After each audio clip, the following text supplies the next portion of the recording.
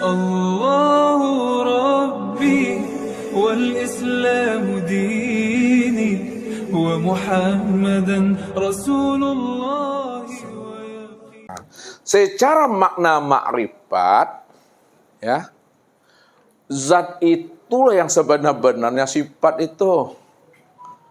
Ya, zat ini yang sebenar-benarnya sifat. Kenapa zat itu yang sebenar-benar sifat? Ketika dia hayat, ketika dia sama basar kalam, sebenarnya dia sudah bersifat itu dah. Ya, zat itu kan dirinya. Kalau dirinya sudah melihat, dirinya sudah mendengar, itu disebut namanya zat itu yang sifat tuh. Itu paham di ma'rifat mengambilnya. Nah, selalu kita mengambilnya kebiasaannya dari sifat ini. Ya. Nah, nyatanya zat itu kena sifat, zohirnya sifat itu kena zat. Nah, itu tuh. Sebenar-benarnya dalam ilmu ma'rifat, zat itu yang disebut sifat yang sebenarnya. Kalau diuraikan, nah, kalau dia tidak diuraikan, ya zat saja yang ada. Jangan disebut sifat juga lagi. Ya, jangan disebut sifat lagi, zat aja itu. Nah, sekarang kita beri namanya lagi, biar paham Bapak Ibu. Sifat ini siapa namanya? Muhammad. Zat ini siapa namanya? Allah. Itu dia. Mana yang dikatakan Muhammad? Mana yang dikatakan Muhammad? Ini. Muhammad itu sifat, Allah itu zat. Mana yang dikatakan Muhammad? Muhammad itu adalah Allah yang disifati. Nah, kalaulah Muhammad itu Allah yang disifati, baru dipatrikan, maka Muhammad itulah sebenar-benarnya Allah itu sendiri. Itu pahamnya di mana tuh? Di ma'rifat tuh, hakikat tuh. Di hakikat tuh. Kalau di ma'rifat, Allah, ya Allah itu sajalah tuh yang Muhammad itu. Kenapa Allah itu yang Muhammad? Karena Muhammad itu adalah wujud Allah itu sendiri. Itu maksudnya. Muhammad itu wujudnya dan Allah itu adalah dirinya. Nah, inilah kesimpulannya, ya. Kalau Ustaz sampaikan sama Bapak Ibu, menyimpulkan Allah dengan Muhammad. Lihat, Ustaz kasih satu dulu jalan. Allah itu adalah zatnya Muhammad, sedangkan Muhammad itu sifatnya Allah. Nah, yang kedua, Muhammad itu apanya Allah? Apa tuh? Halo? Muhammad itu zohirnya Allah, sedangkan Allah itu batinnya Muhammad. Apalagi Muhammad itu bayang-bayang apa? Bayang-bayang Allah, sedangkan Allah itu apanya Muhammad? Yang punya bayang-bayang. Pak Bapak Ibu itu, maminya? Yang terakhir, ada lagi satu lagi itu. Muhammad itu tubuhnya Allah, sedangkan Allah itu ruhnya siapa? Ruh Muhammad tuh. Berpisah atau tidak Bapak Ibu tuh? Tidak berpisah tuh Bapak Ibu. Nah, kalau tidak berpisah, berarti Adam, ya, insan, Adam, Muhammad, Allah itu satu atau empat orangnya itu? Satu. Nah, jadi cara penyampaiannya, Allah tuh diriku, Adam, Muhammad itu wujudku, Adam itu rupaku, insan itu rahasiaku. Aku yang menanggungnya. Aku yang menanggung zat, sifat, asma dan aku. Itu yang nyata pada diri itu. Kesadaran Tuhan itu, kesadaran yang tertinggi itu yang disebut namanya kesadaran yang sudah muntaha itu. Sudah tinggi, sudah penghabisan tuh. Sudah putus namanya itu. Sudah sempurna. Ya, sudah sempurna, sudah sampai Kalau dimaknai sudah sampai pemahamannya itu pada maqam Sidratul Muntaha itu Bapak Ibu. Nah, makanya Ustaz katakan, kalau memang Allah cuma yang wujud, Allah cuma yang ada, adakah Bapak Ibu selain daripada dirinya? Nah, kalau tidak ada Bapak Ibu selain dirinya, siapa diri Bapak Ibu itu sebenarnya? Nah, itu tuh. Itu mesti mantap, jangan ragu Bapak Ibu. Nah, kalau ditangkap ragu tuh hati yang payah Bapak Ibu. Ya. Kalau ditangkap ragu itu yang payah tuh. Jadi jangan ditolak wujud nyatanya Allah itu yang sudah sempurna pada diri Bapak Ibu. Walaupun Ustaz menggunakan bahasa diri Bapak Ibu, sebenarnya diri Bapak Ibu bukanlah kenyataan diri Bapak Ibu. Ya.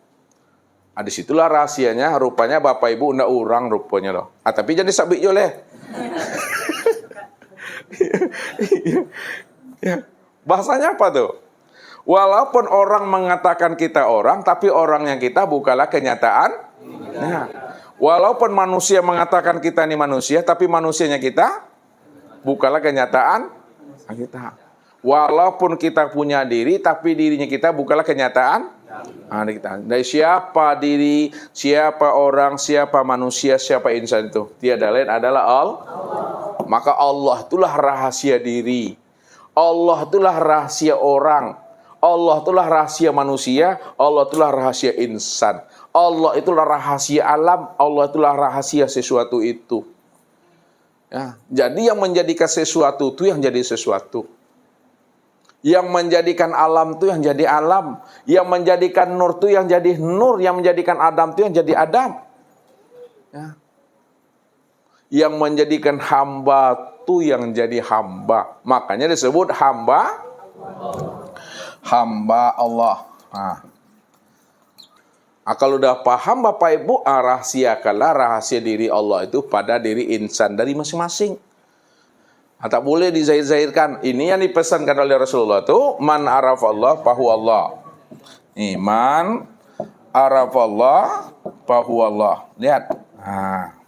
Siapa yang sudah mengenal Allah, Allah itu yang awal, akhir, zahir dan batin, dialah yang wujud dan dia bersifat, fahu Allah. Maka segala wujud dan sifat itulah wujud dan sifatnya. Segala yang awal itulah dia. Segala yang akhir itulah dia. Segala yang zahir dan batin itu adalah dia. Pada maqam itu, kalla lisanahu. Man arafallah kalla lisanahu. Siapa yang telah mengenal Allah, maka di situ keluli. Kelulidah itu apa maksudnya Bebo? Apa maksud diam tuh?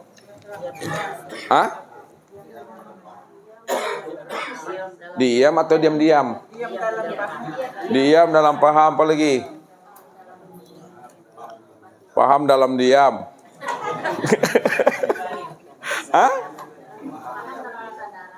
Paham dalam kesadaran. Sadar dalam kepahaman. Lihat. Diam. Diam di dalam paham. Paham di dalam kesadaran. Sadar di dalam kepatuhan. Patuh di dalam keimanan. Itu dia. Ini kan masih ucapan nih. Ya, apa makna di sebalik diam, paham, sadar, patuh, iman itu? Ya, makna yang sebenarnya, ya, dialah segala-galanya dan segala-galanya dia itu dah. Ya, makanya sadarilah kehadiran nyatanya Allah itu pada segala yang wujud ini. Ya, sadari akan kehadiran wujud nyatanya Allah itu pada segala yang wujud. Kalau kita sudah menyadari, ya, akan kehadiran wujud nyatanya Allah itu pada segala-galanya, pada segala yang wujud, disitulah makna kala lisana itu, kelulidah itu. Tidak boleh disebut-sebut lagi Bapak Ibu, itu maksudnya. Kalau disebut makin tak jelas lagi maknanya. Ya. Contoh aja lah, Bapak Ibu kita sekarang di mana duduknya nih? Di majelis. Yang mana yang majelis itu Bapak Ibu? Itu ya. Termasuk Bapak Ibu semuanya. Ya, kalau ingin tahu majelis, keluar dari majelis ini. Baru tahu majelis. Kalau Bapak Ibu ingin tahu Tuhan, keluar dari diri sendiri. Bagaimana Bapak Ibu keluar dari diri sendiri? Diri Bapak Ibu nggak pernah ada. Cuma bahasa keluar daripada diri sendiri itu bahasa untuk menghantarkan bahwa sebenarnya yang ada secara mutlak hanya Dia. Jadi kita akan menghantarkan kepada kesadaran Dialah yang wujud semata-mata Tuhan. Kalau tidak disampaikan dengan kata-kata, bahasa, dan suara, bisakah orang paham dengan kita itu, Bapak Ibu? Bapak Ibu ingin menyampaikan Tuhan, pengenalan Allah kepada keluarga dan kepada teman. Tapi Bapak Ibu diam saja. Bisa enggak? Tidak pernah bisa. Lalu bagaimana supaya keluarga sahabat kita tuh kenal dia tentang Allah yang Bapak Ibu pahami? Perlu diuraikan, perlu dengan kata-kata. Kalau sudah berkata, apa namanya itu? Itu sudah bersifat tuh. Makanya dikatakan Allah itu sifat namun tiada bersifat. Ini lihat bahasanya tuh. Allah itu sifat namun tiada bersifat. Ya. Walaupun dia bersifat, kita menceritakan, kita menjelaskannya. Sebenarnya dia bukan bersifat. Dia bersifat karena kita menyebut. Dia bersifat karena kita menetapkannya. Pertanyaannya, bagaimana Allah itu supaya tidak bersifat, ibu-ibu? Tidak disebut, tidak diterangkan, berarti diam-diam saja. Itu dia. Supaya dia tidak bersifat, jangan disebut anto sela. Ya, itu yang makom diam tuh. Jadi makom diam itu, ya, dalam aplikasi perkesanannya kehidupan sehari-hari, kok sakit, ya berubah sih lah, Wak. Kok lapar, makan nawi, minum, panek, mau jual, kan tua bawa lalu. Tapi jangan kini, kami talkinkan sama-sama nanti. Jadi tidak ada lagi menyalah-nyalakan nasib, takdir, itu maksudnya itu. Ya, kita sakit tidak pernah minta kepada Tuhan kan, tapi kalau sakit tidak pula pernah minta sembuh. Ale tak lo itu tuh. Ya, sakit tidak pernah meminta, tapi kalau sakit tidak pula minta sembuh itu. Karena Allah yang mentakdirkan kita sakit, ini bahasanya turun ke bawah. Dan Allah lebih tahu lagi apa yang akan diperbuatnya. Allah lebih tahu lagi apa keputusan yang akan diambilnya untuk diri kita itu. Ya, ketika itu Bapak Ibu berobat juga enggak tuh? Tetap berobat, tapi dan berobat jangan menuntut. Ya, pokoknya kalau sakit berubah lah. Jangan itu tentu Tuhan tuh. Ya, itu mesti memahami makna tuh. Ya, abeko kalau udah sakit diam-diam saja. Tapi piti belajar tetap jalan. Ini makomnya Bapak Ibu. Ini makom, ya, makom Tuhan namanya. Makom sudah sampai pada makom Sidratul Muntaha. Makom yang sudah jelas. Jangan dijelaskan juga lagi itu. Ya, jadi minggu depan tidak perlu ngaji lagi. Jelas. Apa juga lagi mau dijelaskan?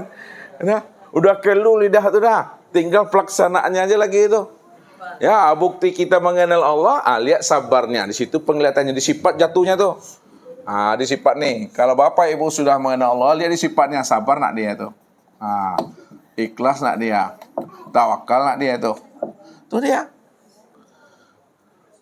Ini mengaku sudah ma'rifat. Mengaku sudah mengenal Tuhan, ya. Tapi cie durang ala limorinya dah. Kenapa lu? Itu mesti pahami, ya. Kalau harimau di dalam, jangan harimau keluar keluarnya, digulung orang sadoga tuh. Harimau dalam kambing keluar tuh. Ini mesti disikapi ilmu tuh. Jadi ilmu ini untuk dibawa pulang, ilmu ini dibawa mati, ya. Bukan kita mau pintar ngomong, pintar berretorika dan berbahasa. Bukan siapa yang tinggi, siapa yang rendah, siapa yang dalam, siapa yang dangkal. Bukan itu. Ya. Walaupun Bapak Ibu sudah habisnya mengenal Allah. Kok kaji lah bakuyak-kuyak kaji itu Bapak Ibu. Lihat tuh bakuyak-kuyak. Lah baca-baca kaji itu. Walaupun sudah dikoyak-koyak, lah dicabik-cabik, lah dicencang-centang kaji itu. Jangan Bapak Ibu merasa telah berada pada level yang aman. Tinggal ingat tuh. Ya, Nggak akan masuk neraka ya boleh doh. Amulah kita tuh. Itu betul licin tuh dah tuh. Pada saat kita ngomong, nggak mungkin saya masuk neraka. Aku udah kenal tuh, tuh. Itu betul licin tuh dah. Ya. Walaupun Bapak Ibu sudah kenal Allah itu sekenal-kenalnya, wujud dan nyata, awal dia, akhir dia, zahir dia, batin dia yang wujud dan dia bersifat, jangan merasa Bapak Ibu berada pada level yang sudah aman, jangan. Ketika merasa itu, situlah tipu daya itu, merasa itu diri itu. Jadi iblis itu selalu dia memanfaatkan kalam-kalam kita. Iblis itu selalu menunggangi kita melalui kata-kata kita. Kata-kata makrifat, kata-kata arif billah, kata-kata dah sampai. Itu selalu dia. Ya, jadi dia selalu menggelincirkan kita melalui kata-kata itu. Makanya jangan berkata-kata juga lagi kalau udah paham itu. Jangan ngaku itu maksudnya. Bukan tidak ngomong dengan istri, bukan tidak ngomong dengan suami. Jangan apa nak ngecek lah dah. Awal lah meripat. Bukan begitu maksudnya. Tetap bicara, tetap ngomong dengan udah dengan bini. Tapi pahamilah yang bicara itu siapa? Allah. Itu maksudnya itu, paham tadi itu. Bukan dilarang Bapak Ibu bicara, bukan. Tetap bicara, begitu ya. Yang terakhir. Orang makrifat tidak pernah mengatakan dirinya makrifat. Itu tuh. Orang yang tidak mengatakan dirinya makrifat juga belum tentu makrifat. Ya, orang dah sampai kepada Tuhan, tidak mau dia mengatakan dirinya sampai kepada Tuhan. Dan orang yang tidak mau mengatakan dirinya sampai kepada Tuhan, juga belum tentu sampai kepada Tuhan. Jadi apa ucapan di situ lagi? La sautun wala harpun. Itu dia. Diamlah di situ lagi. Ya. Nikmati aja hidup ini. Ya. Bagaimana kita menikmati hidup tadi itu? Berjalan dan menitilah di atas syariat itu. Kan itu tuh meniti di atas syariat. Meniti di atas tarekat, meniti di atas hakikat dan makrifat itu. Itu ilmunya. Jangan Bapak Ibu sudah mengenal Allah lalu tak sholat pula lagi. Tak pula puasa lagi. Ya. Itu diingat. Sebelum mengaji Bapak Ibu rajin berpuasa. Ya. Rajin sholat. Setelah mengaji, tidak ada sholat lagi itu. Tinggalkan guru tuh. Tinggalkan majelis tuh. Ya, udah Ustaz sebelum ngaji sama Ustaz rajin kali sholat 5 waktu Ustaz. Tapi setelah ngaji sama Ustaz, tidak ada sholat lagi tuh. Tinggalkan Ustaz. Tinggalkan majelis itu. Tapi Ustaz sholat enggak? Kalau Ustaz sholat, jangan coba-coba enggak sholat pula. Itu makna ayat fawailul. Nih di sini banyak orang tergelincir memahami ayat ini Bapak Ibu. Menurut logikanya aja. Ini berbahaya. Fawailul lil musallin. Apa artinya tuh? Neraka wil bagi orang yang sholat. Jelas ayatnya itu. Tidak perlu diterjemahkan lagi itu. Secara makna hakikat. Neraka wil bagi orang yang sholat. Siapa yang merasa dia yang mengaku yang mendirikan sholat, yang berdiri ruku i'tidal sujud, dia yang merasa dia berdiri ruku i'tidal sujud itu neraka wil tuh. Maknanya apakah Bapak Ibu tidak sholat? Tetap sholat, tapi jangan merasa diri Bapak Ibu yang sholat.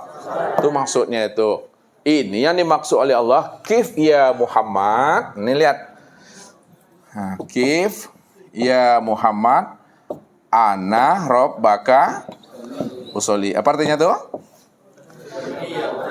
Kif ya Muhammad, berhentilah engkau Muhammad. Jangan engkau yang mengatakan engkau yang sholat Muhammad, yang berdiri itu. Jangan engkau yang mengatakan yang berdiri, yang ruku i'tidal itu. Ana rabbaka usolli. Akulah sebenarnya yang sholat itu. Kalau kita lihat kepada diri, ini tertilik ke dalam, dirosok ke dalam Bapak Ibu. Sekali lagi. Yang Muhammad itu nyata pada diri Bapak Ibu itu di mana? Pada tuh. Lihat tuh. Allah itu nyata pada diri Bapak Ibu, lihatnya di mana? Ini maksudnya. Coba kita gunakan bahasa ruh dengan tubuh itu. Apa kata ruh? Hai tubuh, kata ruh. Jangan engkau yang merasa yang tegak tuh. Jangan engkau yang merasa yang berdiri itu. Jangan engkau yang merasa itu yang ruku itidal tuh. Aku yang tegak, aku yang berdiri, aku yang sujud itu. Kalau tidak ada haru, bisakah tubuhnya mengari? Bisakah dia bergerak? Bisakah dia hidup? Tidak. Makanya siapa ruh ini? Kan itu tadi tuh. Ruh ini itulah rahasia Allah. Kalaulah ruh itu rahasia Allah itu tidak lain adalah diri Allah. Maka disitulah Allah mengatakan kepada Muhammad, hei Muhammad, kif. Nah, jangan engkau yang mengaku, engkau itu yang berdiri, ruku itu dalam sujud. Aku, ana rabbaka usolli, aku yang sholat itu. Jadi kalau Allah itu yang berdiri, maka nyatalah berdirinya Allah itu terlihat pada Muhammad. Kenapa nyatanya berdirinya Allah terlihat pada Muhammad? Iya, karena Muhammad itu nyatanya Allah, Muhammad itu zahirnya Allah, Muhammad itu tubuhnya Allah, Muhammad itu sifatnya Allah tuh, Muhammad itu wujudnya Allah tuh. Berpisahkah itu? Tidak. Itulah maknanya. Nyatanya Allah karena Muhammad, zahirnya Muhammad karena Allah. Itu dia. Itu dalam penyampaian kaji sebenarnya. Padahal dia juga yang satu situ. Barulah ditutup wa ani'buduni hadza siratim mustaqim. Akulah yang menyembah dan memuji diriku sendiri, dan inilah jalan yang hak itu, yang benar itu. Itu maknanya wa aqimus sholata li zikri. Aqimis sholata li zikri. Apa maknanya nih? Dirikan sholat, itu ingat aku. Makna hakikatnya nih kita dalami maknanya ya. Zikri itu nama siapa nih? Zikri itu nama Allah. Maka si zikri itu yang sholat tuh. Berpisahkah diri dengan namanya? Tidak pernah berpisah. Kalau tidak berpisah nama dengan dirinya, maka si zikir itu yang sholat. Allah tuh yang sholat itu. Itu maknanya itu. Jadi begitu cara mengambil pahamnya Bapak Ibu kepada maqam wahdatul wujudnya. Ya, maqam wahdatul wujud itu hanya dia satu-satunya dan tidak ada diri yang lain selain daripada dirinya. Pegang itu Bapak Ibu dengan iman, megang itu. Jangan bergeser juga lagi. Nah, kalau bergeser jatuh dia kepada syirik. Wujuduka zandun. Adanya dirimu itu yang dosa. Wujuduka hijabun. Adanya dirimu itu yang hijab itu. Nah, itu hati-hati itu. Ya. Apakah Bapak Ibu Tuhan? Tidak. Apakah Bapak Ibu ngaku Tuhan? Nah, apakah Bapak Ibu merempah hak Tuhan? Kalau tidak jadi Tuhan, tidak ngaku Tuhan, tidak merempah Tuhan, lalu gimana? Hah? Kalau tidak ngaku Tuhan, jadi Tuhan saja. Kalau jadi Tuhan, merempah Tuhan. Nah, lihat maminya. Nah, ini dari ujung-ujungnya, di ujung-ujung sedikit nih. Belajar ilmu tauhid, belajar ilmu ma'rifat, ya, bukan kita ingin jadi Tuhan. Bukan kita ngaku-ngaku Tuhan. Bukan kita merampok hak Tuhan. Akan tetapi belajar ilmu tauhid untuk mengenal dan memahami Allah sajalah yang wujud, Allah saja yang ada.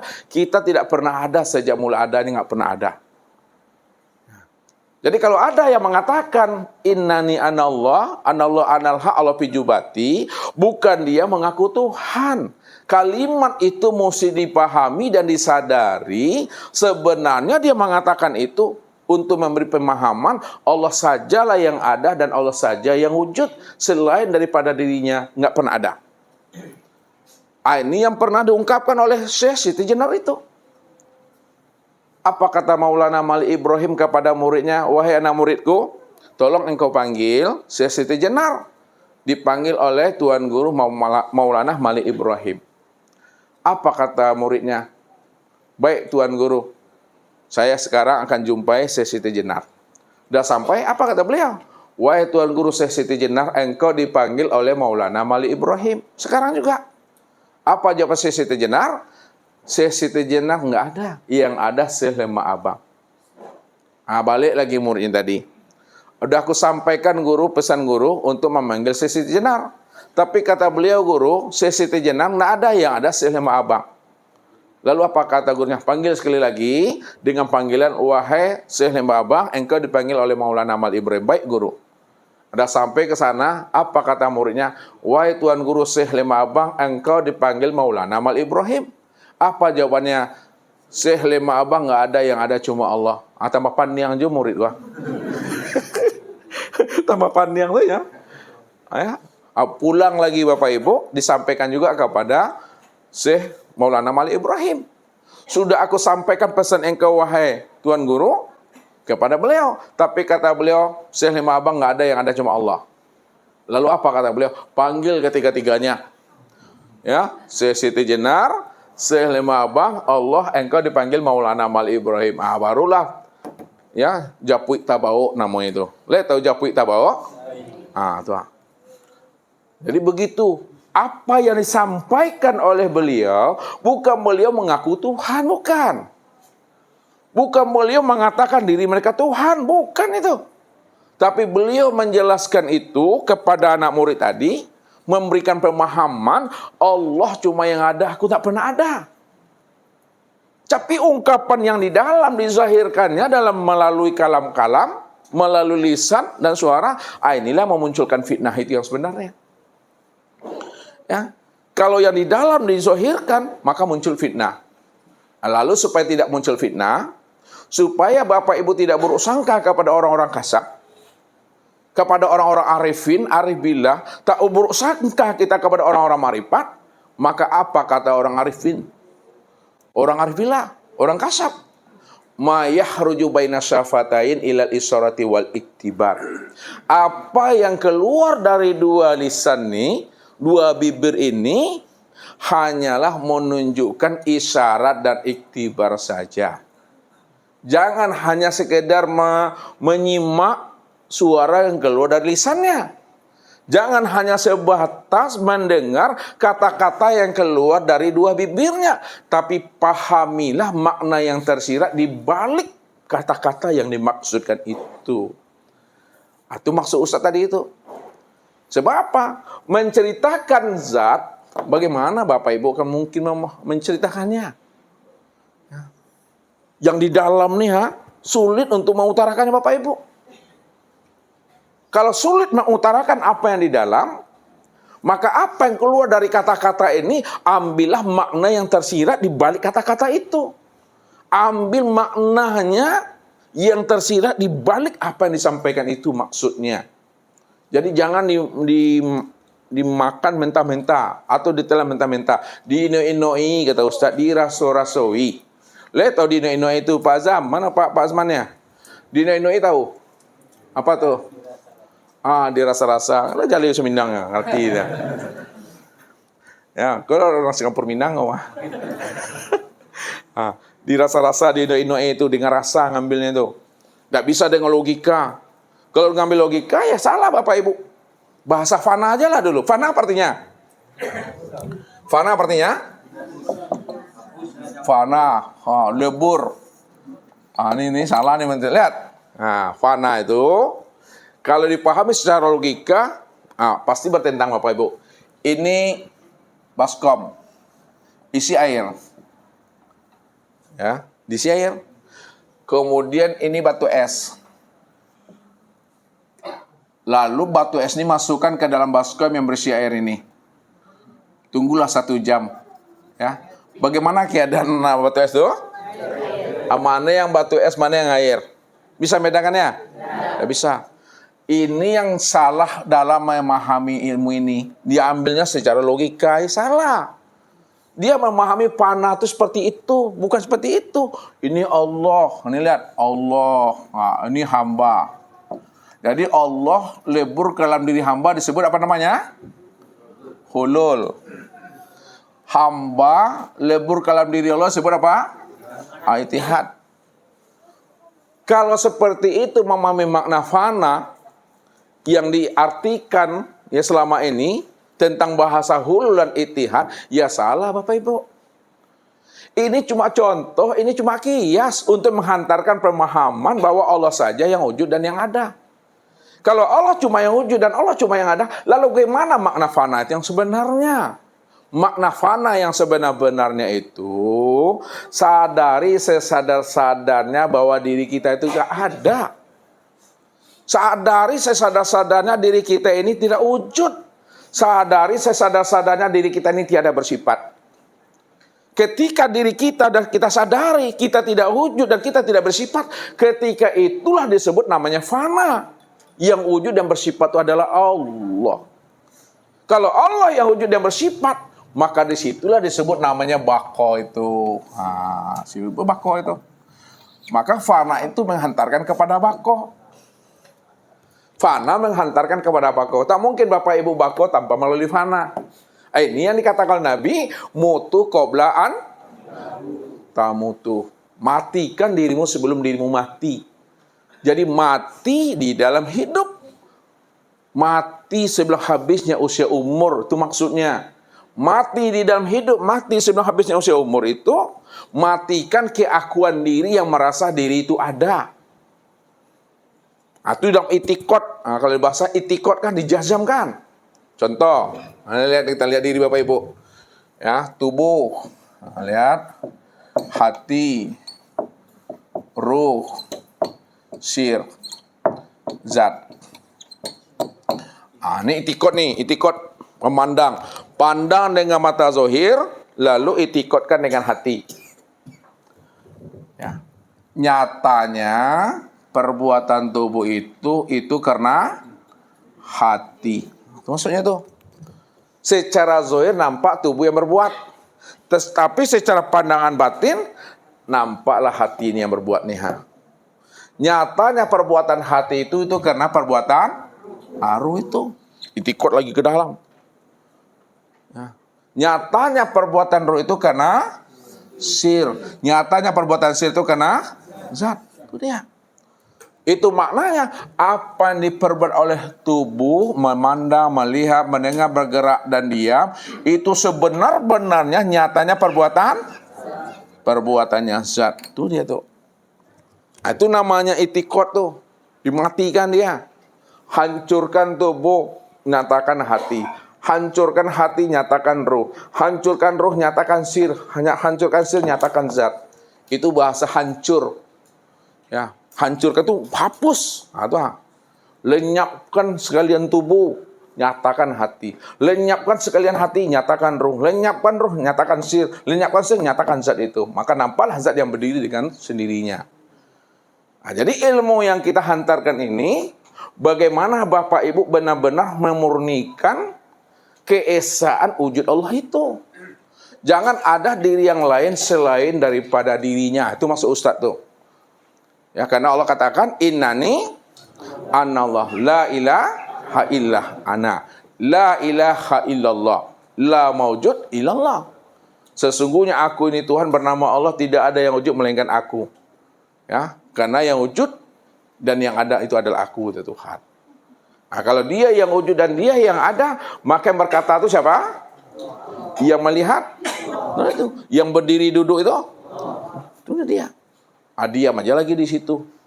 Ya, inilah namanya kaji yang sudah dibolak-balik, namanya sudah dikoyak-koyak, ada dicabik-cabik namanya itu. Lah sampai ke landasan kita ngomong Bapak Ibu. Hendak juga Bapak Ibu paham mengerti, capek aku. Rabab, jangan nyampe sudah tuh leh. Ini saja Bapak Ibu, ya. Udah lihat atau belum? Udah nyata Allah atau belum? Alhamdulillah. Jadi yang di dalam pergantian tahun ini mudah-mudahan Bapak Ibu sudah menyaksikan Allah di akhir tahun ini. Amin. Alhamdulillah. Ya, kalau udah sampai takdirnya kok mati leh. Itu saja bisa saya sampaikan. Ya, sekarang kita lanjutkan dengan muzakarah dan sebagainya. Billahi taufiq wal hidayah. Wassalamualaikum warahmatullahi wabarakatuh. Allahu Rabbi wal Islamu dini wa Muhammadan Rasulullah.